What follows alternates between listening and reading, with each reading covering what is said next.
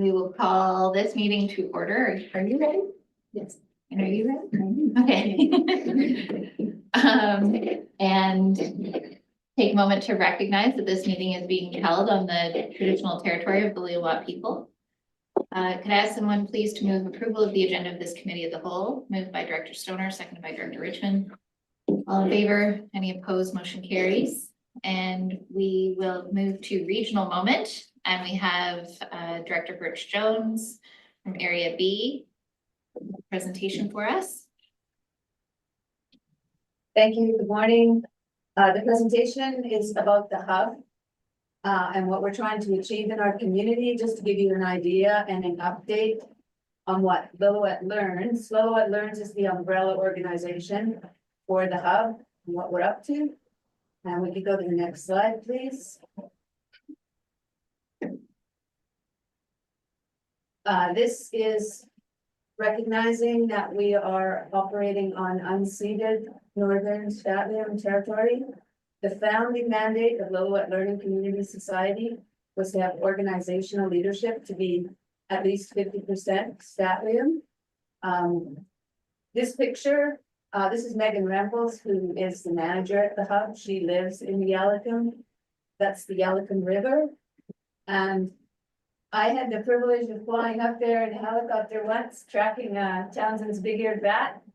And that's another story. Also, when the Big Bar landslide happened, farther up the Fraser River from north of here, from us, some of the salmon backed right up into the Bridge River off the Fraser and started coming up this river. Next slide, please. The proper Statliam name. I won't try and pronounce it, but I can recommend an app called First Nations, and they have Northern Statliam on that app, and it's really good for translation and pronunciation. So this is the name of the nonprofit society that runs the Community Connect Hub and other related programs, incorporated as a society in 2002. Provide education and opportunities and services to the community. Having a good life for all includes many aspects. It's all part of the projects and the goal being an improved quality of life. Next slide, please. The current volunteer directors, this is Lillooet Learns. Toby Mueller is our head librarian. The board's met Toby.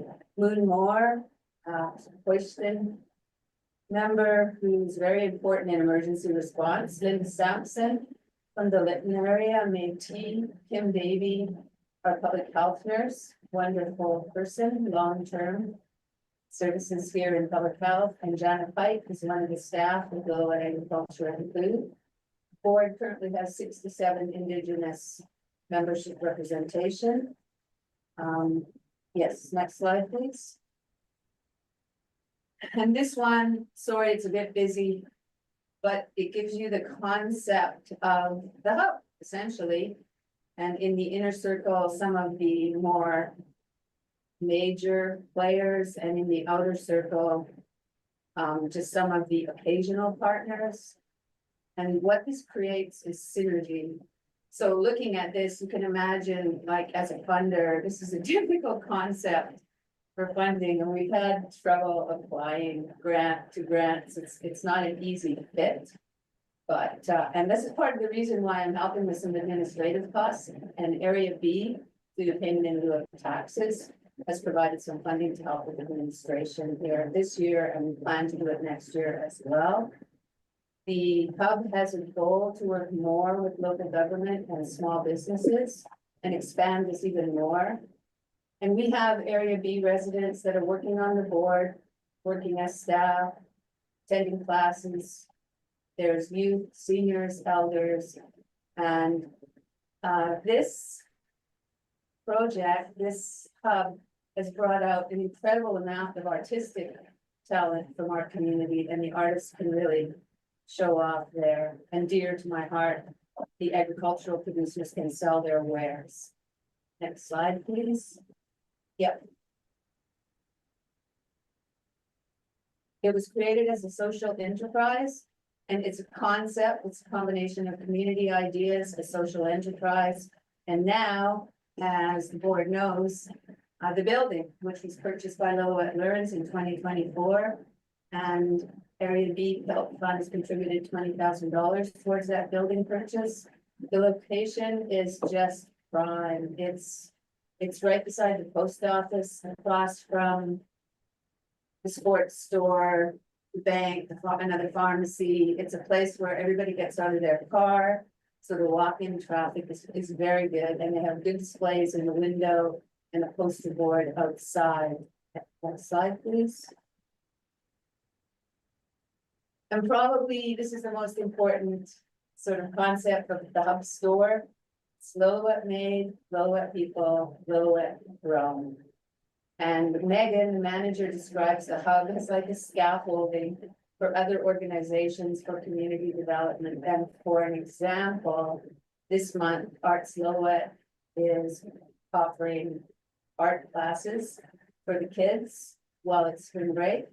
And they're also hosting a bird walk from the hub. It's just an organizational center for other activities like that. And in the picture on the right, you see Johannes and some of the, he's from the chamber, some of the entrepreneur programming, and there's a shot of the store and the outside. Next slide, please. Other programs, as you can see listed there, there's a lot going on. There's a lot of good energy, and the volunteers have to understand all the different programs. And so Megan's job is sort of working on communication and making sure everyone knows what they need to know to make the best and strongest network. And a very popular program is Elder Connect, which grew out of Shop and Deliver, which was a program that was developed during COVID. And while that program was being offered, the staff identified a pretty high number of elderly folks living alone, folks without other support. And they were in communication with the United Way, who encouraged them to support or to apply for a closer to home program. And now Elder Connect is offering that. So there's some light housekeeping and gardening and so forth, and visiting just for some of those folks that are on their own and need a small amount of support, a way to keep them engaged and in their homes. And at the bottom in green, I'm very pleased about the Lillooet Grown Market, which is new. Next slide, please. 100 People Who Care is a concept that 100 people will all throw in $100. However, we only have about 20 to 30. Nevertheless, it's a very successful program. They meet quarterly. Jackie Rasmussen and Jeff Playfair are lead volunteers on this. And so it's $2,000 to $3,000 awarded per quarterly meeting. It's a fantastic seed fund, which is to enhance a project of one of the nonprofits. And to date, as of 2024, this program's given out $76,000 to various community groups. Elder, the next slide, please. Elder Connect, which I talked about a bit. Shop and Deliver, senior gatherings, better at home, and so forth. The coupon program has made a huge difference in our community for the sales at the farmers market and also some at the hub. It's really given a boost to our local producers, and more importantly, it's gotten local food into the hands of seniors and, you know, families that are having trouble making the grocery bills. They also have a bus route that does some delivering, including on Farmers Market Day, to help get people there. And they're going to be reaching out to the Indigenous communities to sort of bring in a more formal relationship for helping out with some of the elders, and the United Way has already approved that. So far, they haven't, you know, they're just in their early days and they are looking for clients, so that's good. And their most recent sessions were for the Elder Connect, all about what you would need to know about death and dying, sort of power of attorney, what does MAID mean, what does MOMS mean, and so on. Those were incredibly well attended. Definitely needing and needing. Next slide, please. We also have mentorship, and this one did meet Northern Development Initiative Trust criteria, which is not an easy fit. Our staff, Jeanette, helped with this, and the Chamber of Commerce helps to support people who want to start businesses or have businesses in Lillooet.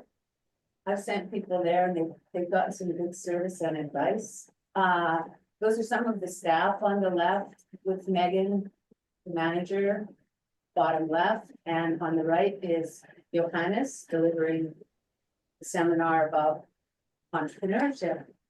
The entire organization is about learning and building job skills for people that live here.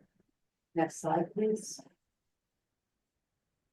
One of the things I'm really proud of and excited about is the truth and reconciliation work that goes on. And on the right is just a graphic, excuse me, rendering of one of the sessions they had. I think it was Michelle Edwards that led this one about Statlian law. And on the left is an opening of some sort and some of the Statlian leaders there. There's been a focus on representing and supporting Indigenous culture. All of the language, everything is translated into Statlian in the building. And language classes, and I've been to some of them, and they're really fun and wonderful, and we're all trying to learn. Next slide. This is a relatively new addition to the programs, but it's a big one, restorative justice and Lillooet Indigenous Sport. And this increased the participation yet again. The hub was Lillooet Learns was asked, and the hub is delivering support to the restorative justice program. We also include Lytton in all of these activities and programs. We still have from the devastating fire of Lytton, a lot of climate refugees here in our community of Lillooet. Next slide, please. Some of the solid long-term partners from the beginning, Seed Culture. There's a commercial kitchen there, and that's Jill on the left that produces all that wonderful food. Lillooet Invasive Species Society bases meetings and programs and has a small working space out of the building. There's an upstairs as well. And Lillooet Agriculture and Food Society. That's Miss Jana on the right with her youngest at the opening of the food market. Next slide, please. Pretty basic budget slide, and just showing you, the hub has been developed and survived. The heat dome, the atmospheric river, some unbelievably difficult recent fire seasons with all of the associated smoke, and of course the COVID. So they're strong. Next slide, please. You're welcome to come and visit. Of course, if you come here, it's on Main Street. It's one of the most happening places in Lillooet. It is reconciliation in action, and we do have resources for reconciliation work there. It follows the real economy. As Vandana Shiva has said, it's about care, the real economy, caring for the planet, caring for each other. And it is idealistic. Yes, it is. And the next slide is the final one. Just a thank you and invite questions, but also there's the contact information for Megan Raffel, who helped me immensely with this presentation and did lots of. She had a lot of material on hand because they are always doing grant applications. There you go. That's it. The end. Thank you. Director Birch Jones, does anyone have any questions? That is a very exciting space, and it's great to see some real community connections happening in Lillooet. That's wonderful. Thank you very much. With that, we will turn the floor over to Ms. Eisberg. Isberg? from BC Hydro. She is here today to present to us about the Fisheries Act application. And so I'll turn it over to you. Thank you so much for being here. Thank you. Good morning, Chair Ford and directors. Thank you for the opportunity to speak this morning. I'm Dana Isber, Stakeholder Engagement Advisor with BC Hydro, and I'm joined by my colleague virtually, Bruce Maddock, who is the strategic lead for the Chickamus Water Use Plan Order Review. Today, we'll be providing an update on our recommended revisions to the Chickamus Water Use Plan. Next slide, please. Oh, sorry. Slide this up.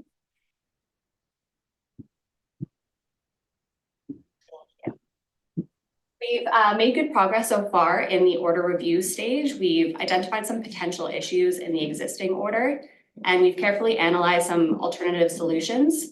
We're now finalizing our recommendations, and those will be submitted to the Water Comptroller for approval. Next slide, please. As part of our review, we engaged an order review advisory committee of key stakeholders, which included First Nations, government, regulators, and recreationists. After 9 meetings, we've reached some initial agreement on our recommendations. And I'll hand it over to Bruce to go through an update on our progress so far. And next slide, please. Yes, can you all hear me? Yes. We have gone through an extensive structured decision-making process to inform the recommendations changes to the Water Use Plan Order Review. The strategic decision-making process involves assessing the trade-offs and the uncertainties in how operating alternatives will perform against our water use plan objectives. And as a reminder, our objectives were fish and fish habitat, power generation, Indigenous values, flood risk, recreation, amongst others. We started with 11 different operating alternatives and used 32 different performance measures to evaluate each of these alternatives. So far, we have agreed on a minimum flow type operational alternative, and I have a slide to show you that. We also agreed on putting operational flexibility into the order. Based on our operational models, combined with climate change modeling, there are occasions where minimum flows may not always be met during the August to October period in the future. We've also agreed on new ramp rates and maximum daily stage changes. Since 2018, we have been studying juvenile fish stranding under the Chickamus Adaptive Stranding Protocol, CASP. CASP has demonstrated that ramp down rates of 2.5 centimeters an hour measured at Brackendale gauge are effective at reducing fish stranding relative to our current water use plan ramp rates. We are recommending a reduced ramp down rate of 2.5 centimeters an hour when flows in the Chickamus River are less than 30 cubic meters per second. Also, there are currently no provisions for maximum daily stage changes. Therefore, we are proposing a maximum daily decrease of 4 centimeters a day for flows up to 30 cubic meters. Next slide, please. So this slide shows our current water use plan minimum flow operations. That's the black dotted line. The pink dotted line is our new recommended minimum flow operational scenario. As you can see, the new operational scenario better mimics the freshet period of the river, and it also extends 30 cubic meters per second up to September. And this is to support adult Chinook migration and recreational rafting. And one key point is mitigation flood risk was a primary consideration in deciding on this particular flow alternative. Next slide, please. As I mentioned before, we wanted to install some operational flexibility into the next recommendation. This here is just a model, or operational model containing 52 years of flow data. The yellow line is our proposed minimum flow. As you see, there is some blue below this minimum flow line. That's indicating that there are occasions in the future where minimum flows may not be met. So one of our flexibilities is if confidence in being able to provide the normal minimum flows drops below a defined threshold, then normal minimum flows may be reduced. Prior to reducing any minimum flows, diversion to the Cheakamus generating station will be stopped. Next slide, please. And this slide is just a proposed target stage changes for Cheakamus at Brackendale at different times of the year. As I mentioned before, a conservative stage change target of 2.5 centimeters an hour is proposed year-round for discharges below 30 cubic meters per second. You'll also note above 140 cubic meters per second, no ramp rates are being proposed. Also, the daily stage change, maximum daily stage change decrease will be 2.7 cubic meters per second per day, which converts to 4 centimeters a day, up to 30 cubic meters per second. And above 30 cubic meters per second, it'll be 10 centimeters a day. I've just explained to you in 3 minutes what has taken the ORAC over a year to agree on.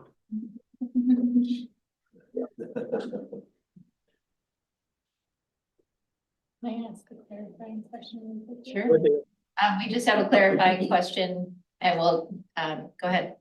What is a ramp down rate? A ramp down rate is closing the gate, reducing the flows in the river. So you don't want to reduce the flows too fast, pull the gate down too fast. That drops the flows in the rivers quite fast, and it will strand fish on the beaches. Thank you for the clarification. And Director Demare, do you have a question? I'm just curious, how far up do the salmon go? Do they go up to the dam and past it? No, I think it's 20 kilometers up the river. There's an impassable barrier. Okay, So thank there'd you. be another 15, approximately 15 kilometers above that. That's inaccessible. Okay, thank you.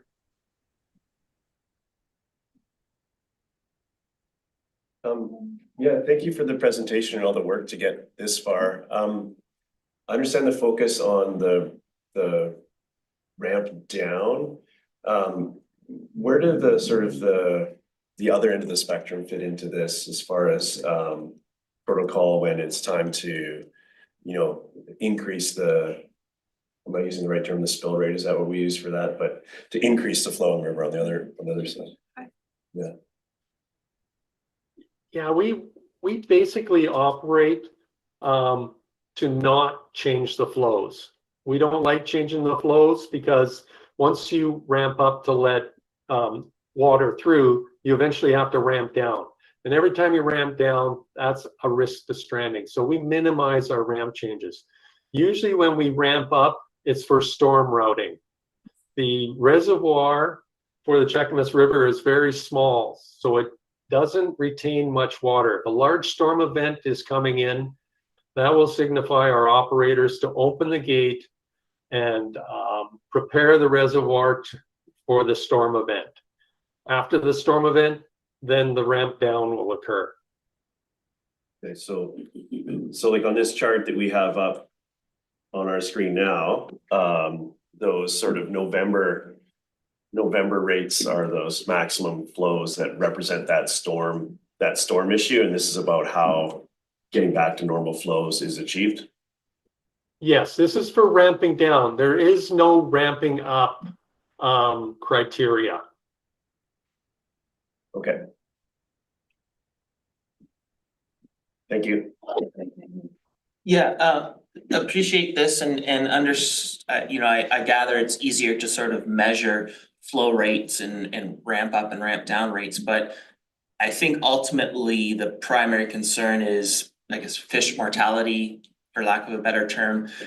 Are there objectives, like sort of final objectives around that? So we'll test these rates out But ultimately, if we're not keeping a certain number of fish alive, then these get adjusted, or it's just sort of, we assume if we set these rates, we're all good and the fish mortality will be what it is.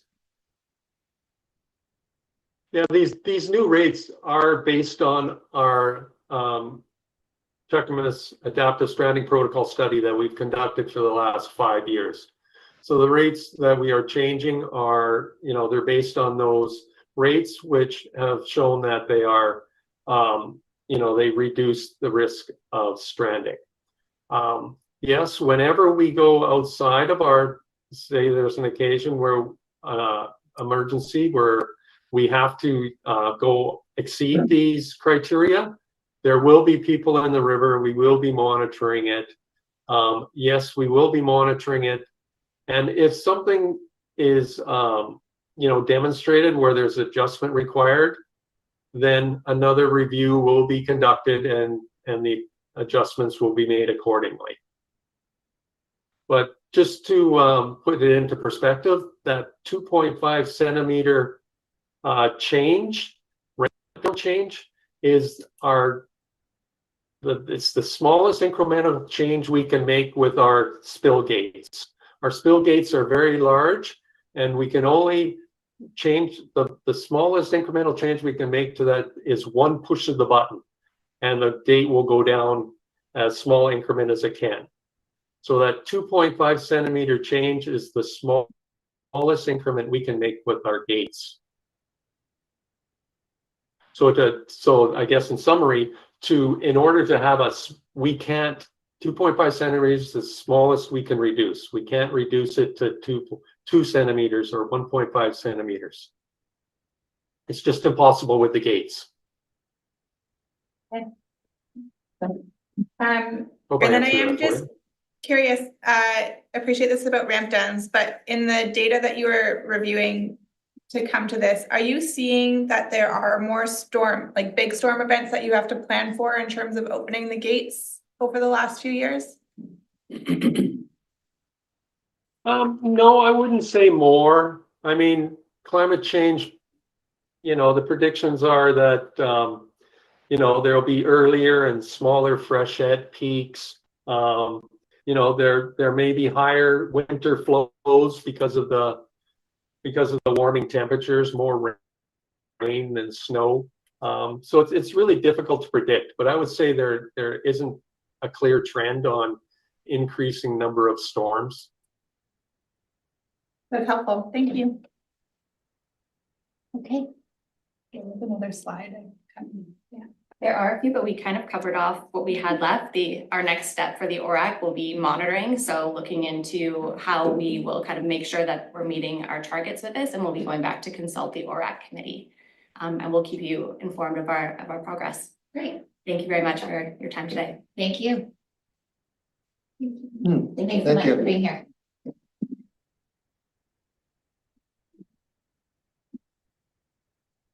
Thank you.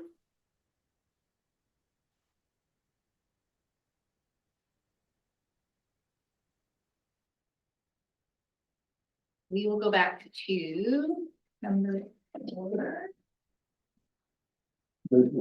Closed. Second. Yeah. Thank you. Moved by Dr. Rose, seconded by Dr. Thanks for coming here. Thank you. Thanks for your day. Thanks for everyone. Close this meeting.